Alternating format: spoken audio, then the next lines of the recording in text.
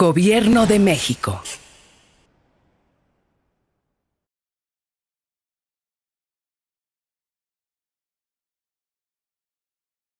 Quiero darle la bienvenida en esta tarde especial, noche ya, de cine, de cinefilia, de homenaje al cine, con la presentación del cineasta Ulises Guzmán, que me gustaría, ahora sí le demos un aplauso en esta transmisión que estamos haciendo en vivo de Cinema Nahuatl.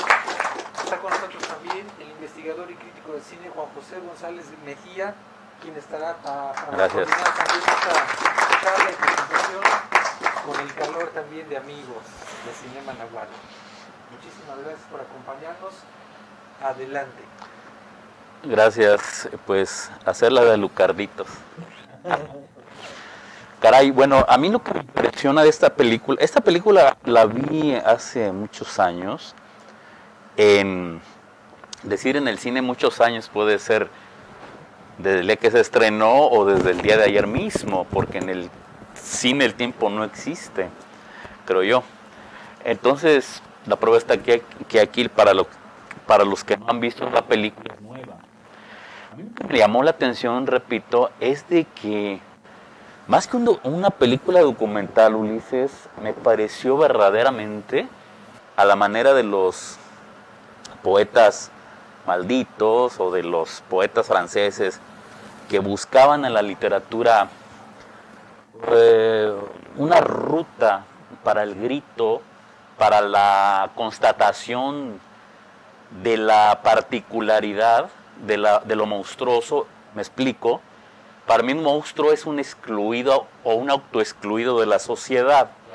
Entonces a mí se me hizo como una especie de una carta de amor, siento yo, para este personaje, y lo digo en ese sentido, personaje de persona de máscara que fue López Moctezuma, que yo lo descubrí como locutor de televisión, muy culto, que a mí me gustaba mucho la sonoridad de su voz, ¿verdad?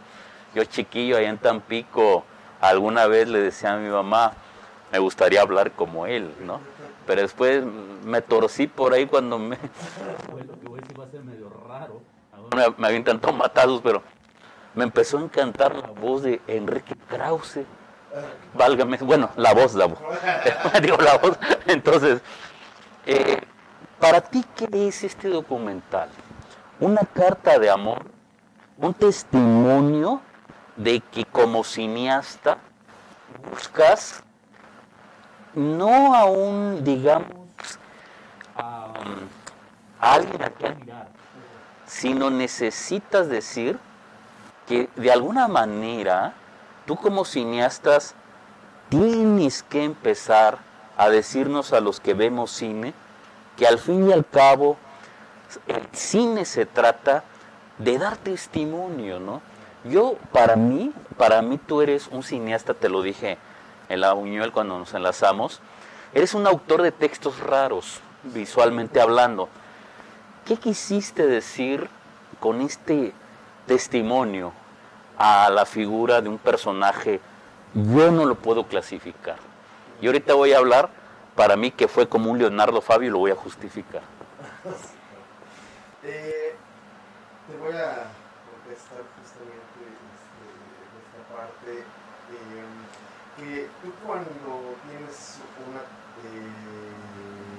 una carga por tratar de expresar, ¿no? Y sobre todo en el cine, pues te pones a buscar, no sé, el tema que te interesa, el tema que te gusta, y de pronto descubres pues que va a ser difícil por la producción o que lo que quieras, ¿no? Pero en este caso yo siento que es algo destinal o vinculatorio, en el sentido de que a mí me llegó este proyecto, yo no lo busqué. Okay. Yo estaba en un cóctel, en un festival que se llama Macabro, y de pronto estos dos personajes, los Alucardos, se me acercaron para preguntarme que si conocía a Juan López Moctezuma. Pues yo les decía que sí, ¿no? Que si me gustaba, yo les decía que sí tenía películas, y yo les decía pues sí. como todos, ¿no? O sea, en VHS, en DVD. Pero de pronto me iban siguiendo así por el cóctel se iba acabando. Y de pronto ya cuando se va acabando el cóctel y yo estoy encerrado por ellos, me dicen que si tengo películas de Juan López Moctezuma, porque ellos tienen películas en 35 milímetros. Y eso me llamó mucho la atención, porque cuando pasa eso, o es que son los productores o son los hijos o familiares. Entonces me empezaron a platicar esta historia de que se lo sacaron del psiquiátrico, así me lo contaron muy en corto, y para mí en ese momento acabó el cóctel y comenzó la película, porque dije yo, esto lo tiene que saber la gente, ¿no? Pero yo hasta ahí sabía, digamos, no, por supuesto que no les creí nada, o poco, ¿no? Increíble. Esto lo inventaron, o qué sé yo. Y comienzo a seguir la trayectoria que ellos me marcan, ¿no? Con Monsiváis, con los testimonios que me van acercando, y voy viendo que se los van verificando, ¿no? Lo que decían, y que todas estas cosas tan fantásticas tenían certeza. Entonces así avanzamos un año y medio, hasta que un día de pronto me dicen, oye, tráete la cámara porque te vamos a decir la verdad. Entonces yo dije, me van a decir que todo esto es una mentira, o qué sé yo. Y ese testimonio que yo tomo en la oficina, donde me cuentan Manolo, que es hermafrodita, y su papá lo obligaba a tratar de ser muy masculino, a donde Lalo nos confiesa que habían asesinado a su mamá, a su padre, y no sé qué, y de pronto detecto que estoy en medio de una tormenta de un tema que a mí me fascinaba, y por lo cual yo había estudiado cine, que era qué es lo que producía el lenguaje cinematográfico en la cabeza del espectador, ¿no?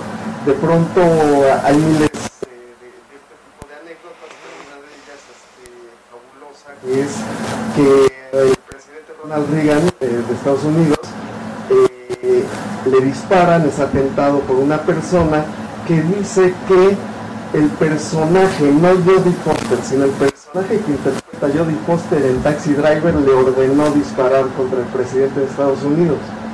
Entonces de pronto detecto esto que a mí me fascinaba, que eran los personajes que se creen el cine no como algo narratológico, qué sé yo, sino algo que es real y que está sucediendo.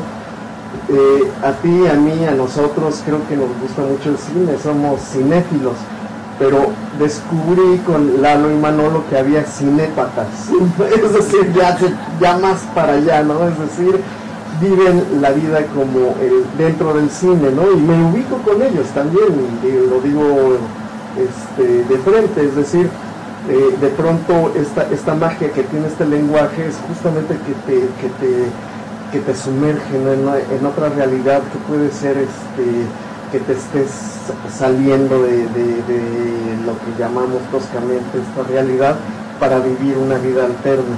Entonces básicamente ese fue el tema que me vinculó con esto. Luego avancé, ese fue el segundo paso. El primero fue, yo tenía una biopic con Juan López Moctezuma, que lo admiraba como personaje, como cineasta. Confieso, no era su mega fan, así, me gustaba mucho más, sobre todo La Mansión de la Locura. Sí, a mí también. Pero cuando descubro lo que Alucard ha hecho a muchas personas, porque he tenido la posibilidad de viajar a muchos lugares, invitado por festivales y todo esto, y he descubierto que en muchos lugares Alucard, el personaje, es el icono de asociaciones de lesbianas o LGTB, etcétera, etcétera. Es decir, ha cobrado su propia vida, ¿no? Ha caminado. Pero un buen día, yo cuando empezaron a pasar la película en la Cineteca, en Cinépolis, etcétera, etcétera, cuando la estrenaron, pues yo iba a verla un poco antes, luego como ahorita platicaba con la gente, y un buen día llegué temprano, ya la había visto muchas veces, yo me salía un rato a tomar un café y luego regresaba. Pero un día dije, pues voy a verla, como espectador, o sea, no me he sentado así como a checar bien el sonido, etcétera, etcétera. Me siento y la vuelvo a ver completa después de muchísimo tiempo de haberla editado y descubro algo que jamás me había planteado como un tema, que era que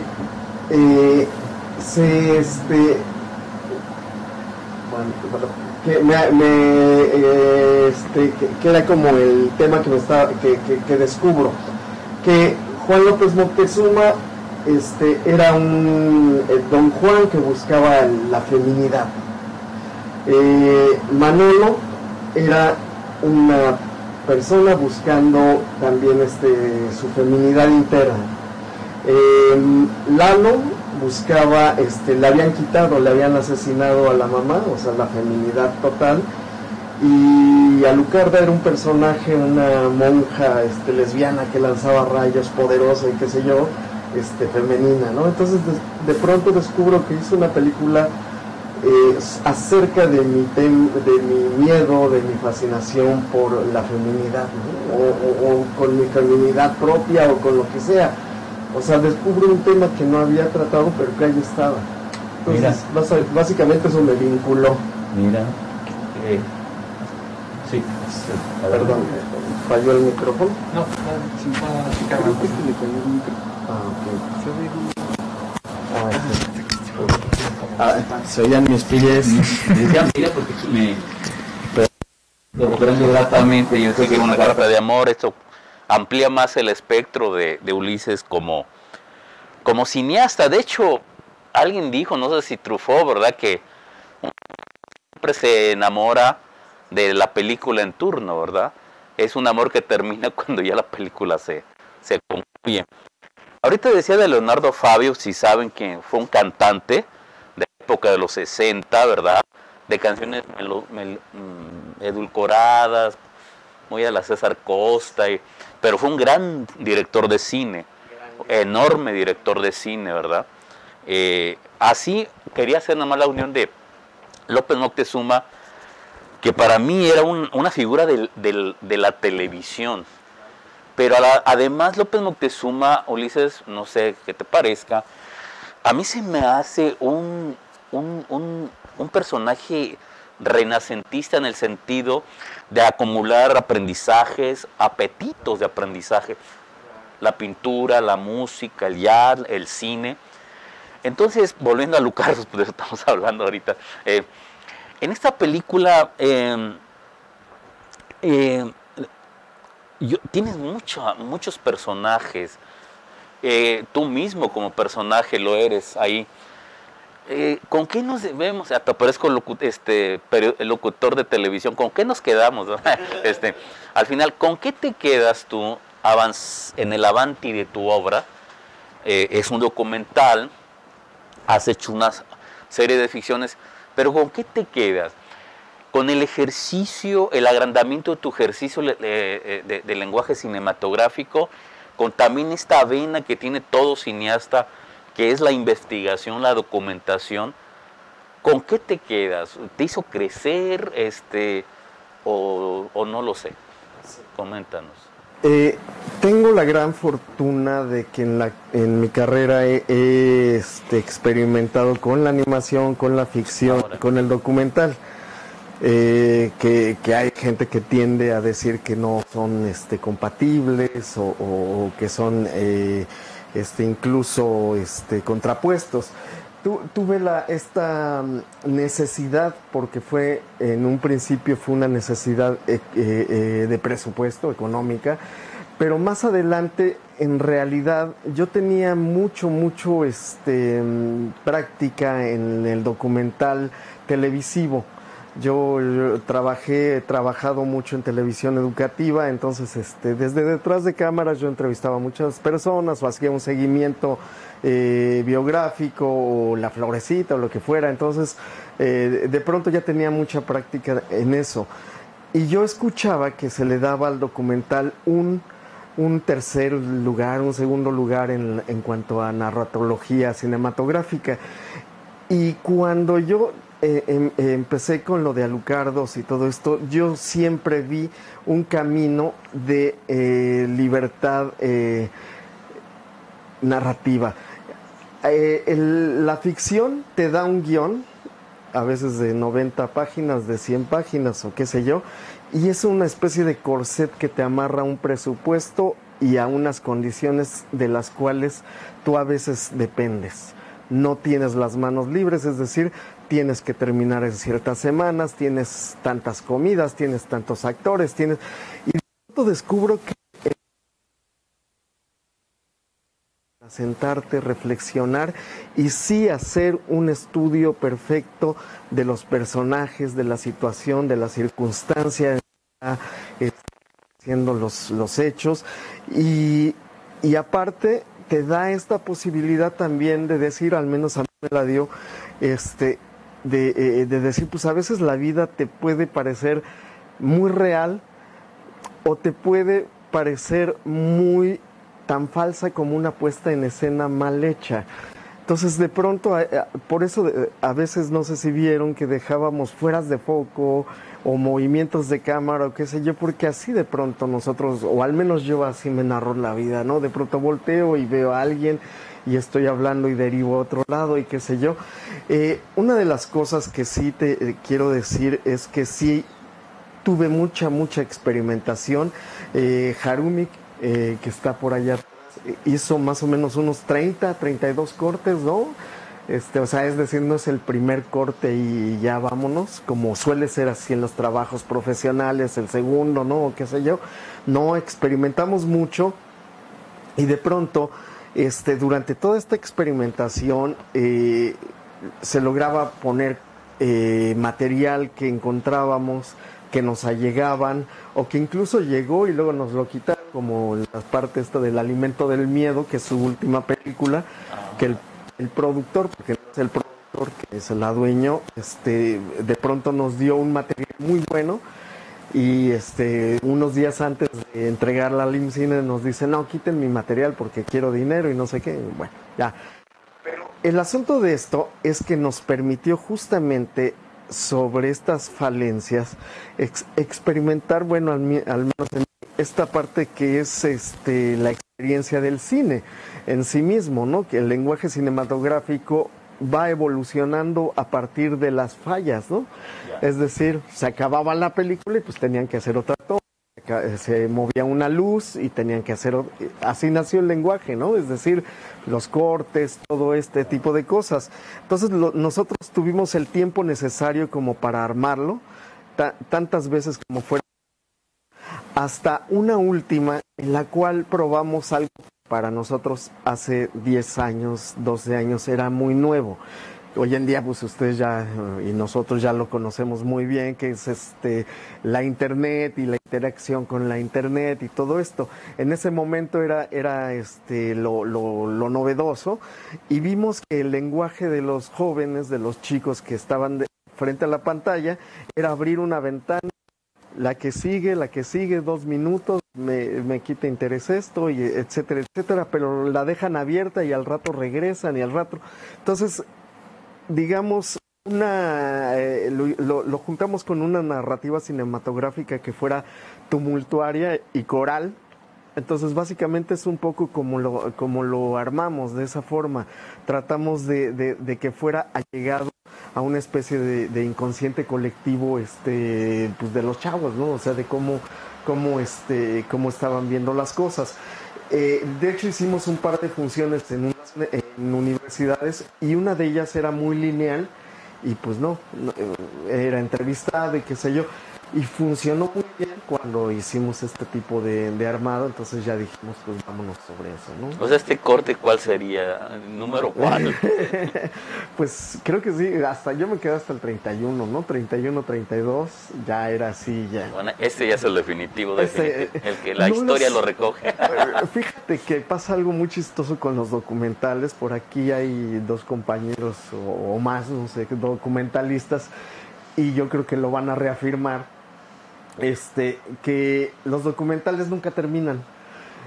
Tú tienes que tomar una decisión de pronto de decir, ya hasta aquí, porque si no me va a matar esto. Porque en el caso de los chicos alucardos, por ejemplo, terminando el rodaje, se separaron porque Lalo regresó como a esta locura de andar otra vez en las calles, regresó a trabajar con el padre que había matado a la madre No me digas. y que era ex reo y que había formado un cártel, una cosa. Entonces, ahora sí que la telenovela continúa. O sea, está otro documental, ¿no? Exactamente, o sea, puede seguir así, ¿no?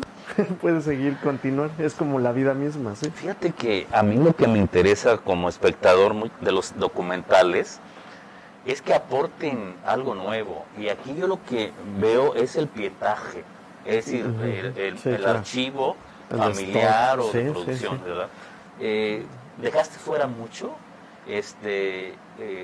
Me sorprendió, por ejemplo, el sobrino de Cantinflas, ¿no? Claro. ¿Qué tiene que hacer de productor de un cine muy extraño, ¿no? ¿O será que eres como Reigas que convences a un burro de actor de caballo, ¿no? Es decir, Pues tienes que hacer un poco esa labor, pero sí, de hecho, en ese sentido, por ejemplo, hablando de Juan López Moctezuma, es como si en este momento, para poner un ejemplo muy tácito, Loret o descubriéramos que Loret de Mola o López Dóriga en el día hacen películas satánicas, ¿no? Digo que sería muy posible, pero el asunto de esto es que por supuesto que no tienen ese talento, ¿no? Y Juan López Moctezuma sí lo tenía. O don Eduardo Moreno Laparade, que sobrino, bueno, fue sobrino de Cantinflas, murió hace unos meses, hace poquito. Fue el primero que nos aportó, que nos ayudó, porque quería mucho a Juanito, a don Juan López Moctezuma, y además súper extraño, porque el señor mantenía unos 300 orfanatos súper cristianos, católicos, y producía películas de monjas lesbianas que lanzan rayos por los ojos, ¿no? Entonces era un momento muy raro. Yo creo que en ese sentido sí son muy emblemáticos estos personajes de su época, ¿no? Es decir, cuando fueron muy jóvenes los agarró esta parte que hoy en día podríamos llamarle el hipismo o qué sé yo, y experimentaban toda la actitud posible de la vida, ¿no? Desde ser muy, muy, muy católicos hasta ser muy satánicos o como el personaje de pronto de Juan López Moctezuma, que de pronto era vocero de Televisa y por lo tanto del gobierno de ese momento, y por el otro lado hacía películas con orgías con monjas, ¿no? fíjate que aquí hay algo muy extraño. El asunto, por ejemplo, en la película Lucardas, La Mansión de la Locura, trabajaron elencos que trabajaron en la época de oro del cine mexicano, en ese cine, digamos, familiar, digamos, en el buen sentido de la palabra conservador, el fotógrafo Javier Cruz, ¿verdad? También. Y de pronto, por ejemplo, estaba pensando en David Silva, en Claudio Brook, y de pronto los convence Juan López Moctezuma de desnudarse, de ser en esos términos todo lo contrario al cine que representaron, ¿verdad? Yo creo, Ulises, que es igual como tú, como tu obra, en el sentido de que sí tiene que haber, yo lo pienso así, una necesaria separación del hombre con la persona. Claro, aquí hay mucha polémica, que el autor es lo mismo que la obra, pero si eso quedáramos, bueno, pues no sé, será una discusión diferente. Pero en cuanto al cine, me parece a mí que este documental, Alucardos, que entre paréntesis me hubiera gustado que se llamara, como dijo, hay una frase, El tesoro de Moctezuma, sí. Realmente era una frase brutalmente atractiva. Bueno, creo que es una extensión de la preocupación para ti del cine. Sí, con el santo, ¿no? Bueno, pero pues hay muchas con el mismo nombre, ¿verdad? Pero dile, esta es la buena. Creo que Alucardos es una extensión de tu preocupación como cineasta, ¿no? No sé cómo nos puedas profundizar en esto, en el término de tu forma de trabajar, porque y aquí estoy volviendo a echando mucha perorata para preguntarte qué te origina a que un tema de una película te mueva, te sacuda, ¿verdad? Claro. Bueno, esencialmente que me atraiga ese tema, ¿no? Que sea parte de mis filias, de mis fobias, o como hace rato comentaron, como un camino oscuro, que sí soy quizá de esos personajes que me gusta adentrarme en algo que me da miedo o me da mucha curiosidad, ¿no? O sea, me gusta el terror porque el terror en ese sentido tiene una clave, si no, no es terror, ¿no? La transgresión. O sea, si te dice, al personaje le dice, no abras esta puerta, ahí va y la abre, ¿no? No juegues con la ouija, ahí va y juega con la ouija, ¿no? Y a mí un poco, los temas que me dicen, no lo hagas, ahí voy, ¿no? Entonces, eso es un poco esa atracción, repulsión que pueda sentir. Y sí, en esencia, de pronto también he hecho trabajos, películas, pues por paga o por cuestiones profesionales o qué sé yo. Y sí, no sientes esta imantación, ¿no? Completa. Por supuesto que lo haces profesionalmente y lo que sea, pero sí hay algo que te dice, bueno, hasta aquí o qué sé yo. Aquí era llegar hasta la locura de los personajes. A mí me parecía una desproporción, una desmesura, que se supiera hasta la fecha de cómo registraron la película, ¿no? Y todo esto. Es decir, yo decía, es que a mí me gusta el cine, pero no a tal grado, y lo envidiaba, ¿no? En esa parte, ¿no? Y yo nunca me he adentrado así tanto con un actor o una actriz o un director, ni siquiera, o sea, me gustan pues y lo que sea, pero no he llegado así a tal. Entonces cuando veo esta parte, digo, es un camino que creo que tenía que transitar, y que por lo tanto en esos temas son como que los que me trato de guiar, sobre todo en una cuestión como inconsciente. Trato de jugar con esa parte. Me parece, siento yo, si alguna pequeña aportación puedo hacer, o si algo he aprendido, más bien quisiera decir, haciendo cine, es que alejándome de este chico de 11, 12 años que decidió, que era yo mismo, decidió hacer cortitos y ser director sin saber qué demonios era eso, y de pronto ir al CUEC, donde había grandes cineastas ya formados y todo esto, y ver que de pronto eran mencionados en libros, y ser seducido por esta cosa de trascender y qué sé yo. Creo que hoy en día a mí lo que me atrae específicamente del cine es el viaje de hacerlo y el adentrarte a conocerte, ¿no? Yeah. Y a tratar. Me parece que en este momento yo me asumiría como ser una puerta, un portal, una ventana en la que soy un traductor de entre dos mundos, ¿no? El ficticio y lo que dirían realidad, pero que en realidad ninguno es real, pues, o sea, todos son puestas en escena, y eso es un poco lo que a mí me gustaría hacer, ¿no? Ser considerado un umbral, ¿no? En el que se puede traducir algo, ¿no? Que aprendí por medio de las imágenes. Muy bien. Eso me acordó el Marqués de Sade. Dice que la locura está no en lo que él escribe o los personajes, sino la locura lo hacen los lectores. Claro. En este caso los espectadores, ¿verdad? Claro. Porque en algún momento ellos, los chicos, que si no dices que son reales, wow, también nos las creeríamos, ¿verdad? Sí. Como aquel falso documental de Woody Allen, de Selig, ¿verdad? Claro. Si hubiera dicho Woody Allen al final, Selig existió y es este personaje. Nadie lo hubiera notado. Mira, volviendo a tu documental, a mí me recordó a veces, en el término que dijiste una palabra muy, muy interesante, y creo que es con la que nos debemos de quedar siempre, la libertad. Te sentiste libre, claro. Y creo que se ve en los territorios narrativos. Me recordó a Borges. Borges de pronto violentaba el género. Sí, claro. Empieza en un poema, luego se va un cuento, luego se va el ensayo. Y de algún momento, Las ruinas circulares es un ejemplo de ello, claro. ¿verdad? Y uno dice, ¿qué estoy leyendo? Y luego más te nombran libros que no existieron, autores que no existieron. Entonces, en ese sentido, si tú al final nos hubieras presentado los personajes, ¿verdad?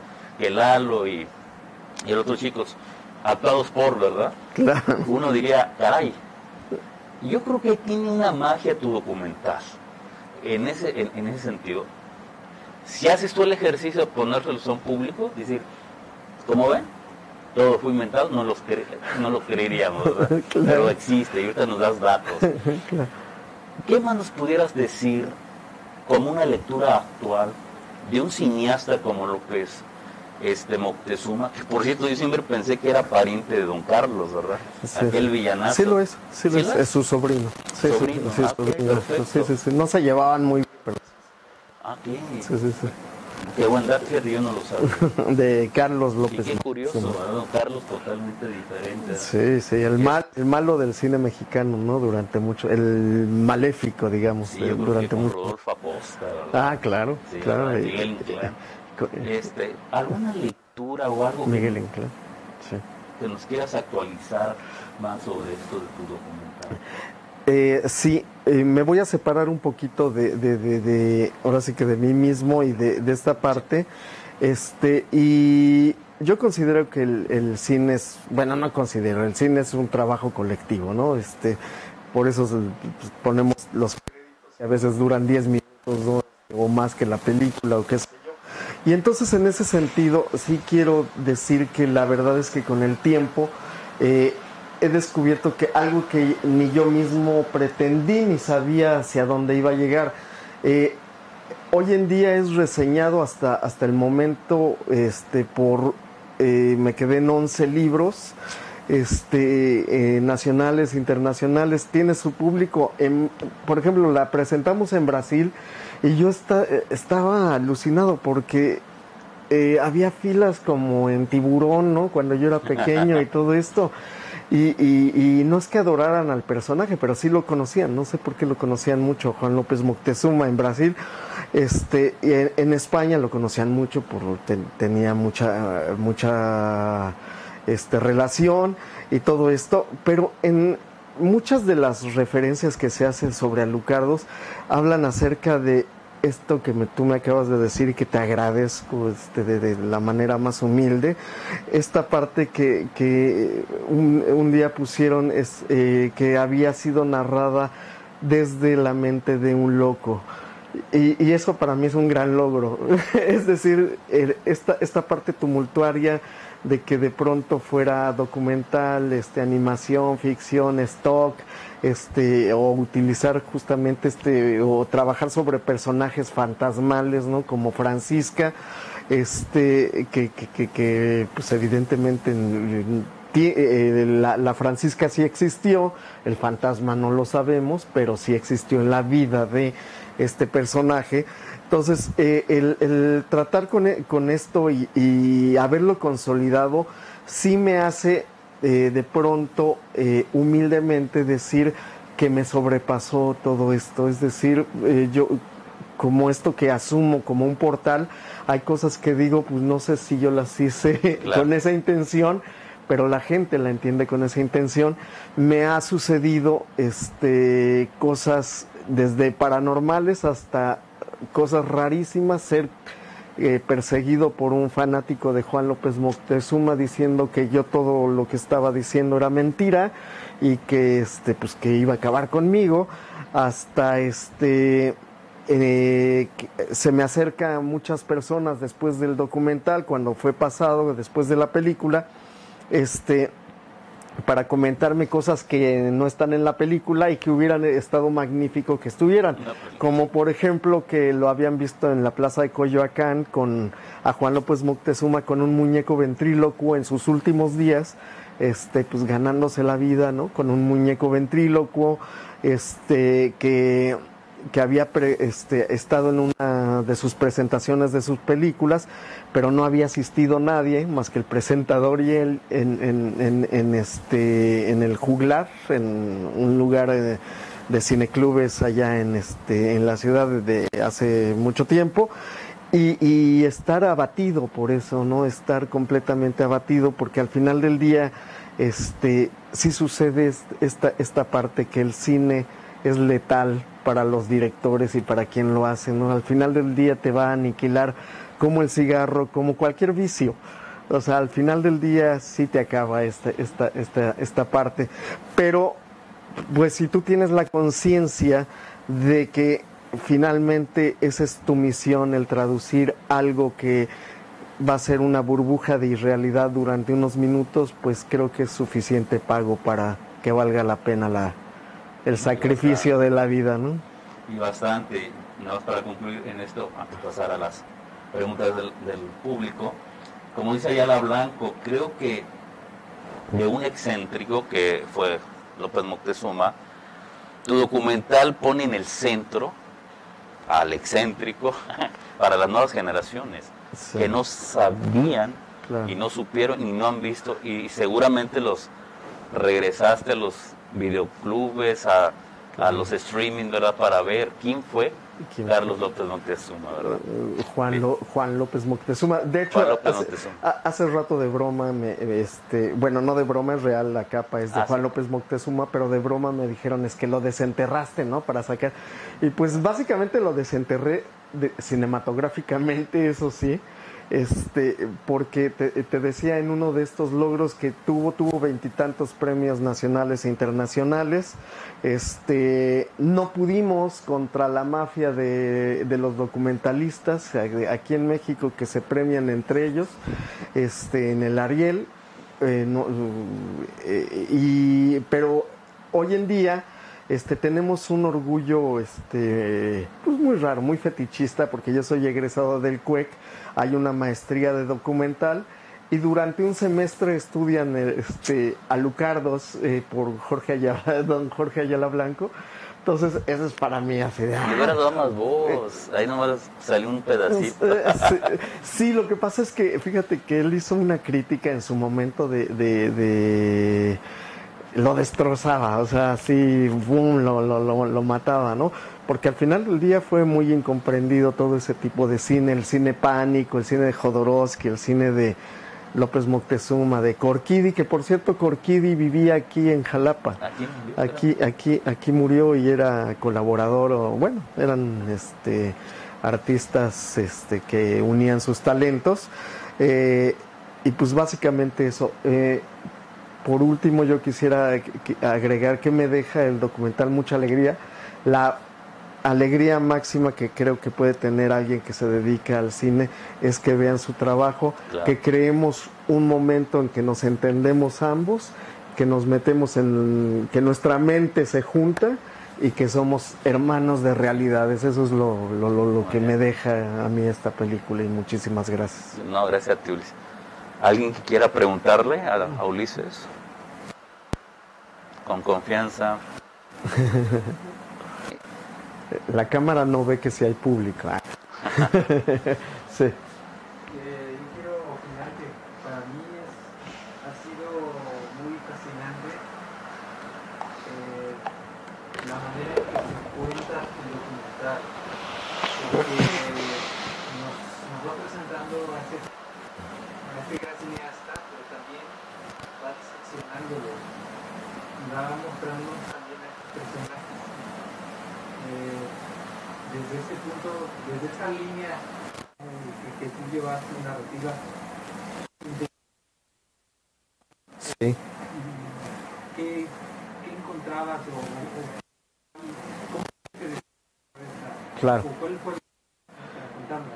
Sí, fíjate que como decía hace rato, tuve formación pues cinematográfica por cineastas documentalistas como Rovirosa, como bueno, los varios conocidos mexicanos, y la realidad es que en el CUEC, en donde yo estudié, había mucha, sobre todo en la época, ¿no? Era la tendencia como el documental militante, y para hacer propaganda tienes que contar del paso A al paso B, ¿no?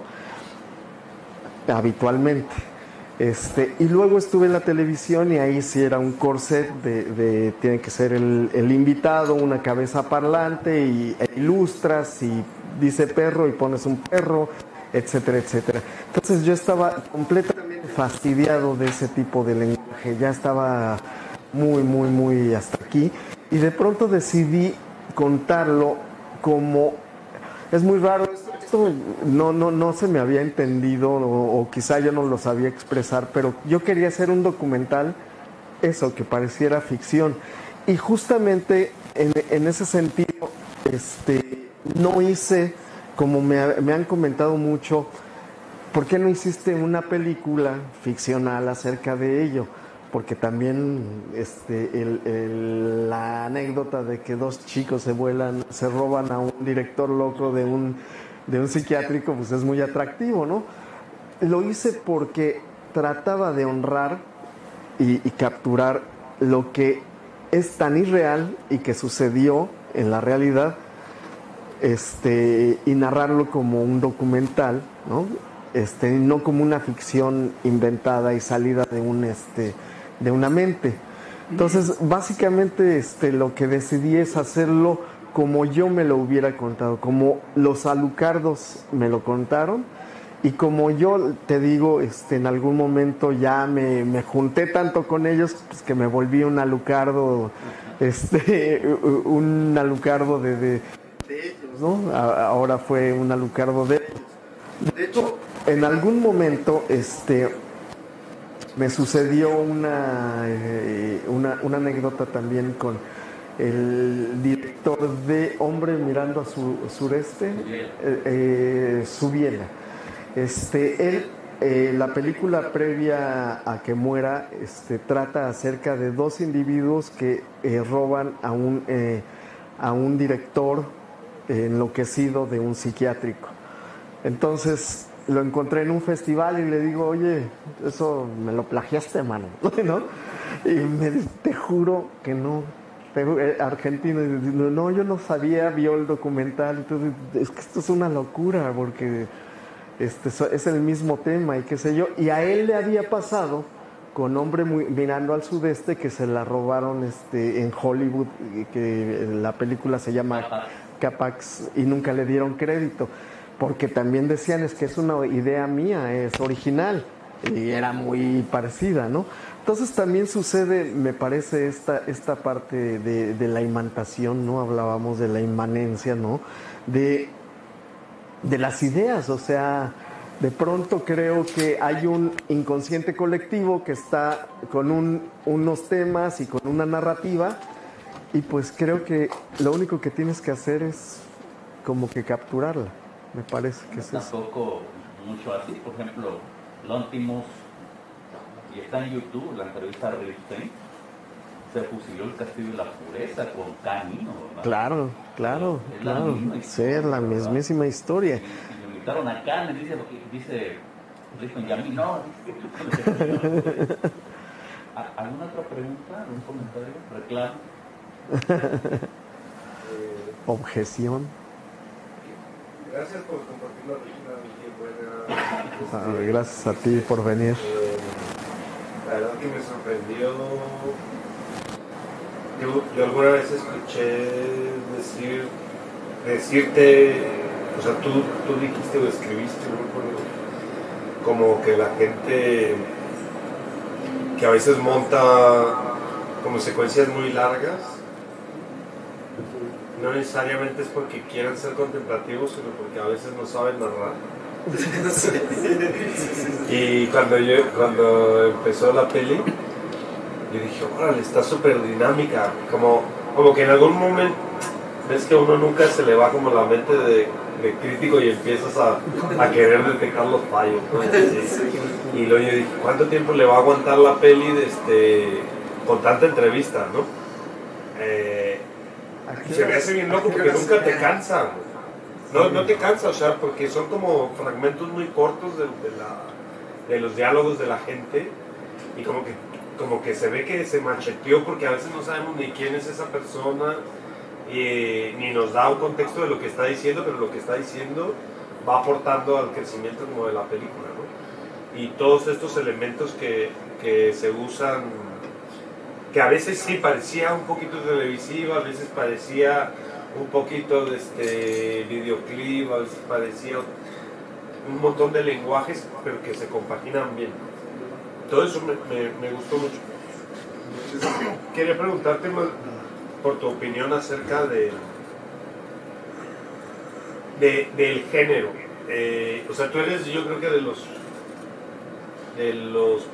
bueno, son nichos pequeños, ¿no? Pero yo me imagino que son pocas las personas en México que hacen cine de género. Y tú, por ejemplo, haces como cine de terror. Ahorita vi el trabajo de Tetsuo, que está loquísimo. Lo de Aztec, que es ciencia ficción. Y son puros géneros que por lo general se habla de que los mexicanos no lo hacemos bien. Como que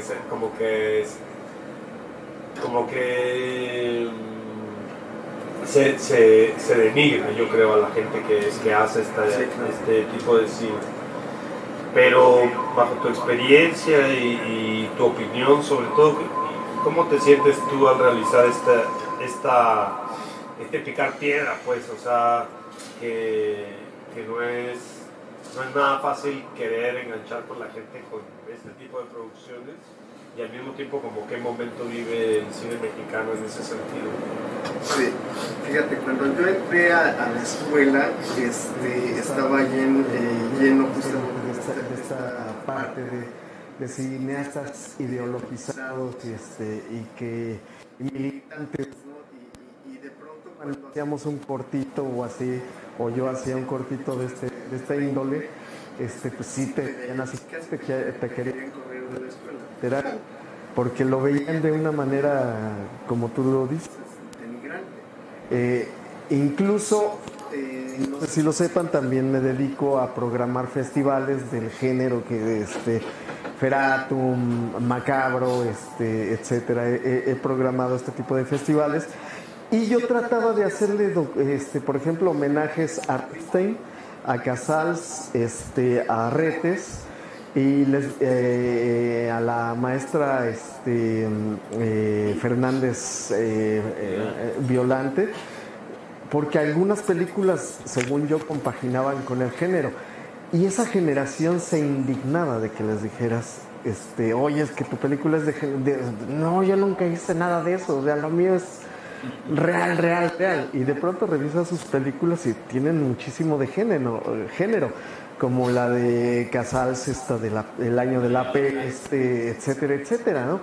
Pero a ellos les indignaba. ¿Por qué? Porque sí estaba mal visto hacer ese tipo de género. Después, más tarde, pude participar ya en las postrimerías de las últimas temporadas de La Hora Marcada como asistente de Juan Mora, y ahí conozco, imagínense, en un mismo set, trabajando a Guillermo del Toro como maquillista, a Alfonso Cuarón como fotógrafo, a Juan Mora como director, y otros más que por ahí andaban, ¿no? Era una especie de Dream Team que en ese momento era desconocido. Y La Hora Marcada pues sigue siendo ahí como una serie muy recordada por la gente, pero aún así, y que abrió muchas puertas para el género, pero aún así no era cine de género. El cine de género en esos momentos lo hacía el recién fallecido, y que también era mi cuate, René Cardona, ¿no? O las de Pedrito Fernández y todo este tipo de cosas. Los Galindo, los hermanos Galindo, los que luego le hicieron el Big Brother y este tipo de cosas. Y aún así no jalaba. Pero desafortunadamente a mí me tocó, junto con otra generación un poquito más hacia adelante, porque mis mismos compañeros como que veían esta parte, pues no mal, pues, pero sí la veían como un cine así X. De pronto empezamos a invadir la cinematografía, sobre todo en México, por ejemplo.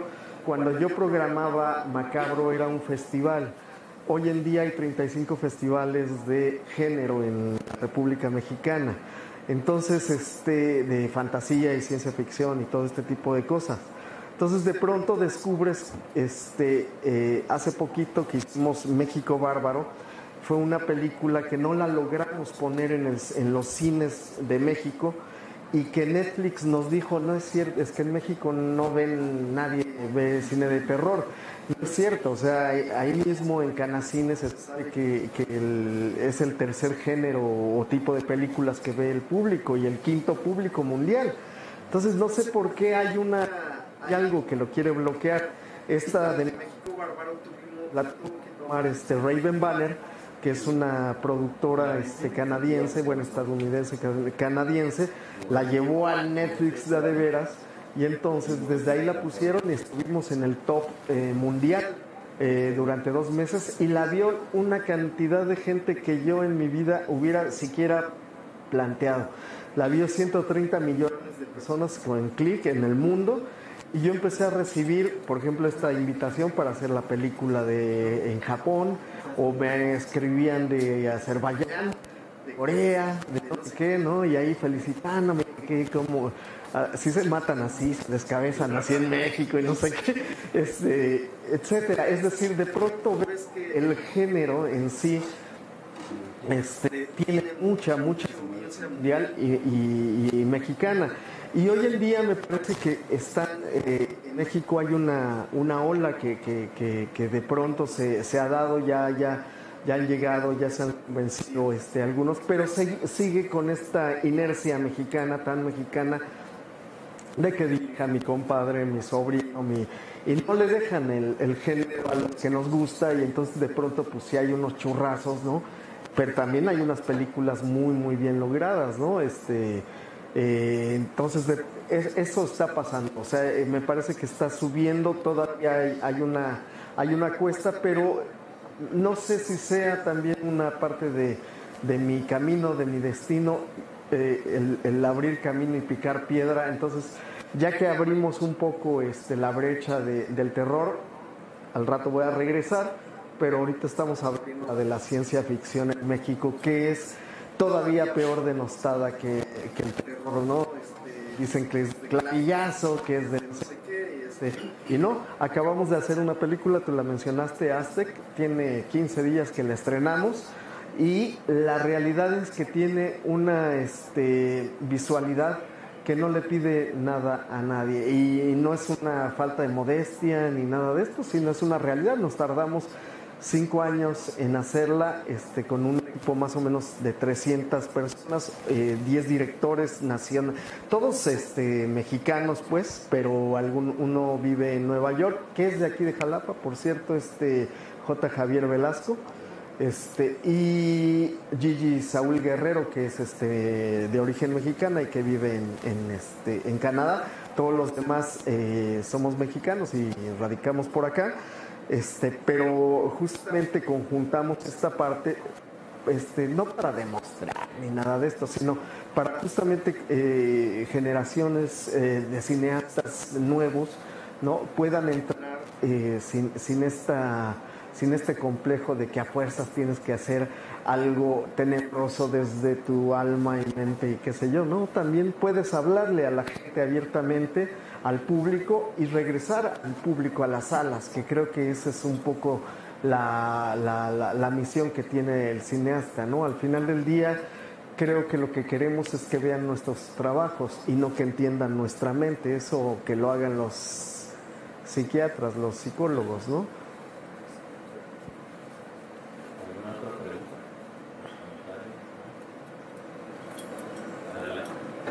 Muy buenas noches. Hola. Usted, mi nombre es Antonio Bonilla Jacume. Es la primera vez que asisto a esta sala. Los encontré por mi Face. Yo vivo por aquí abajo, por el Parque de los Berros. Soy 100% jalapeño. Pues ya tenía yo ganas, no sé, buscar un lugar, una sala así, ¿no?, que proyectar este tipo de cosas, ¿no? Porque lo convencional en el cine, pues ya estamos hartos, ¿no? Pero bueno, a lo que voy, no quiero cantinflear mucho porque se me da.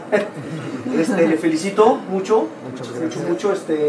Luego se ve que es usted una persona muy capaz, tremenda en su trabajo, me encantó.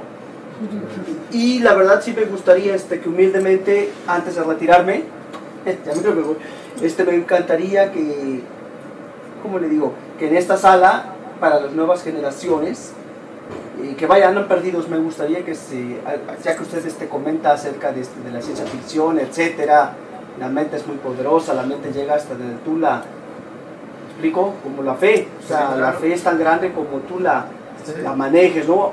Me gustaría que se manejara un personaje que creo yo 100% mexicano, es mexicano 100%. Una radionovela, tal vez ya sabe por dónde voy, que a mí me encanta mucho, hasta la fecha la sigo en el Face, y vaya, no se puede olvidar la gran obra, creo que fue la mejor de este señor Isidro Lacy, Calimán. Me encantaría que se proyectase algo así, se tomase en cuenta, etcétera. Y pues yo soy fan acérrimo de Calimán, de Kingo y de todos sus enemigos. Vaya, desde chiquito, mis hermanos mayores, yo soy el menor, yo tengo 42 años, mi hermano mayor tiene 65, y siempre lo escuchábamos en la radio a las 3 de la tarde, esta gran obra, creo yo, de este señor Isidro Lacy. Creo que nadie lo toca, no ha habido mucho. En el internet veo los capítulos y tienen 40, 50, creo que no llegan ni a 500 likes, qué sé yo, pero es algo muy importante. Sí. Yo siento que es una gran obra maestra de este señor, no sé qué tengan que humildemente comentarme, ¿no? Sí, no, claro. Y les agradezco mucho. No, te agradezco a ti por venir, por tu comentario. Y fíjate que con Calimán pasa algo que es muy común en México, que alguien se adueña de algo y, o sea, el heredero o el productor y no sé qué, y no quiere compartirlo, ya no gratis, pues, pero no quiere millones o quiere cosas así. Me parece que es el caso con Calimán. Ya se hicieron dos versiones, ¿no? Una con Narciso Busquets, ¿no? Sí, en los 70, 72, 73, la dirigió Alberto Mariscal. Sí, claro. Un director de géneros, hablando de su western, comedias, la comedia asesina de los 80, por cierto. Y el protagonista es canadiense, rubio de ojo azul, llamado Jeff Cooper. Cooper, ¿verdad? Ah, exacto, Cooper, sí. Pero con la voz de Pelayo. Ajá, era él. Y Solín creo que era Aquí en Jalapa vive un sobrino de él. Y viene mucho aquí al cinema Navarra. Yo aquí lo tengo siempre, porque Pelayo, que por eso es papá del actual director de la Cineteca, Alejandro Pelayo. De Alejandro Pelayo. Ajá. Sí, ni se parece. El niño, en la radionovela Luis de Alba, de hecho. Era la voz de Solín, sí. Perdónenle, yo hizo, pero yo aprendí a leer. De hecho, yo no fui al kinder porque no había kinder, no era necesario el kinder, claro, no era obligatorio. Mi mamá me leía, porque mi papá era marino, salía muchas semanas, me leía las historietas de Calimán. Entonces cuando yo entré a primaria, sabía leer por Calimán, curiosamente. Y estaban las revistas de historietas chiquitas, después eran unas grandototas. Por cierto, sí. Pero suena la filosofía, ¿verdad? Claro.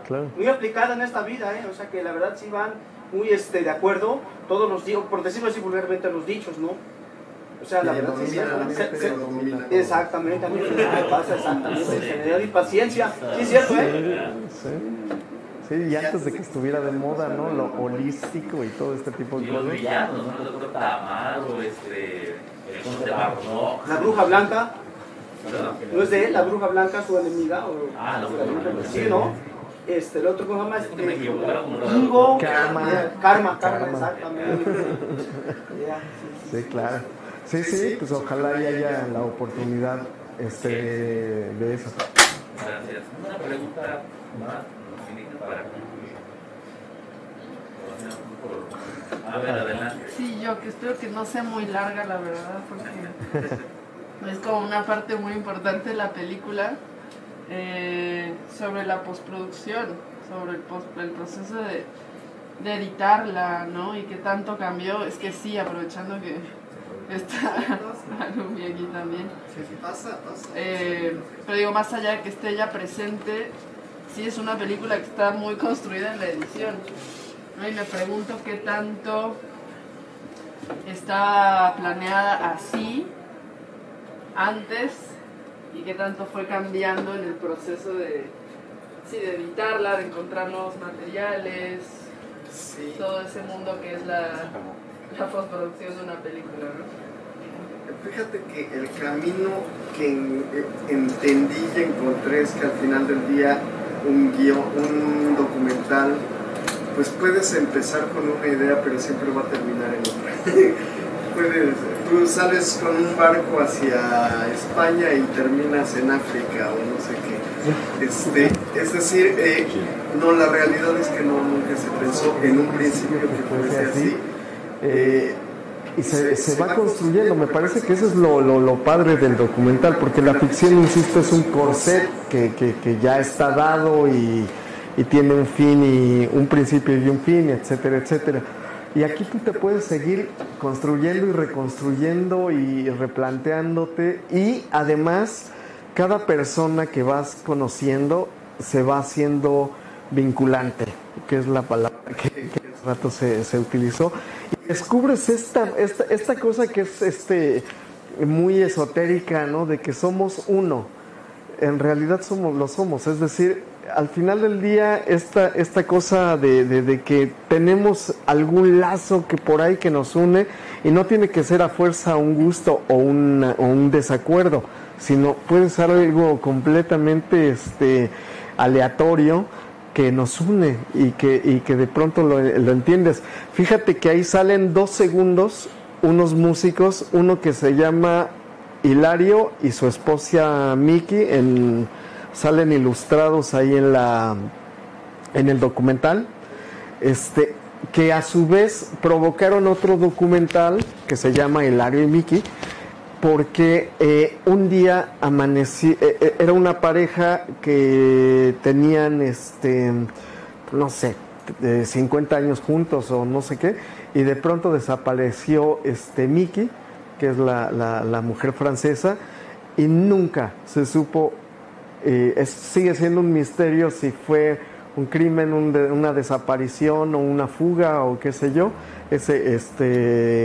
Lo hizo Roberto Volado, me parece, un ex compañero del CUEC, y por ahí tú puedes agarrar la vida de Tina Romero, y también tiene una cosa con retes, por ejemplo. Todo su matrimonio es toda una ilustración de lo que fueron los años 70 y 60, etcétera. Es decir, puedes ir tomando así. Entonces, la verdad es que la vida te pone como un buffet y tú pones los ingredientes que quieres y hasta donde quieres, ¿no? Y al final del día, pues sí pueden combinar o no combinar, pero no llegas justamente como a un buffet, no sabes cuánto vas a comer de qué, pero va a resultar en algo alimenticio. ¿Cuánto tiempo tardaron? Editando o postproduciendo, o sea que sería la generalidad, sí, como 3 años, 4, sí, 3 años. Y montando y desmontando, te digo que de pronto nos llegaba material que poníamos y luego que por derechos nos los quitaban. Buscamos a Jodorowsky, nos dio la entrevista, teníamos la cámara para hacerlo, y llegó su representante aquí en México, quien lo había traído, y siempre es dinero, ¿no? Siempre es dinero. Entonces él estaba dispuesto a dar su testimonio, pero ya no se pudo. Con Roman Polanski pudimos hablar por teléfono, contactarlo y todo esto, pero él había accedido. Él decía que lo había conocido muy bien, pero se le revivió el caso de que lo ha perseguido toda su vida, y ya no quiso su representante. Entonces pasan cosas así que según tú tienes planeado, destinado, y luego se van. Y luego, por ejemplo, todo el Super 8 que ustedes ven y que tú hace rato comentaste, el detrás de cámaras del Topo y de la Montaña Sagrada y de la Mansión de la Locura, nos llega un mes antes de entregar a IMCINE. Me habla Alexandra, que es su hija, y me dice: te tengo un regalito. Así ya ven que habla como gringa. Dice: te tengo un regalito y no sé qué, te voy a mandar un Super 8, ahí tú lo revelas y ves qué es. Dice: yo no sé y estoy confiando a ciegas contigo, no sé qué sea. Y dices: ¿qué tal que ahí te encuentres algo raro, no? Y si es algo raro no lo metas, por favor, que no sé qué. Lo revelamos y pues resultó que era una fiesta de ella de nena, y todos estos detrás de cámaras, que al final del día, esto de forma anecdótica, el detrás de cámara del Topo se lo pude dar en la mano a Jodorowsky, y que en ese momento yo lo sigo admirando como cineasta y tal, pero como persona de pronto le doy el Alucardos y le doy el Super 8, y enfrente de todo el cine de Morelia dice, hasta que me manda algo de las ganancias este hombre Juan López Moctezuma, que se haya muerto, ¿no? Y dije, qué horrible, ¿no? Pero bueno, de pronto ese tipo de cosas sucedieron en la postproducción, que llegaban cosas y se iban cosas. Bien, pues Rafa, si no hay más que agregar. Agradecer aquí a Cinema Nahual, agradecer la invitación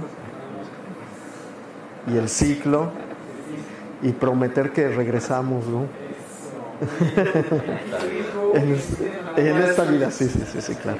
Se ha dicho, nos sentimos muy contentos de esta experiencia valiosa. Agradecemos también la participación del público, sobre todo de los nuevos asistentes que nos acompañan, y también de las amistades que se forman a través de esa pantalla que es el cine.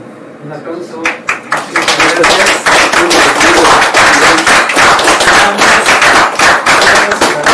Cinema Nahual. Y ¿quieres dar algún correo o algo para que te sigan? Sí, ahí en el Facebook Ulises Ulicardo Guzmán Reyes, @Ulicardo en las otras redes, Oniria Films, que es nuestra productora, y pues ya. Muchas gracias. Gracias.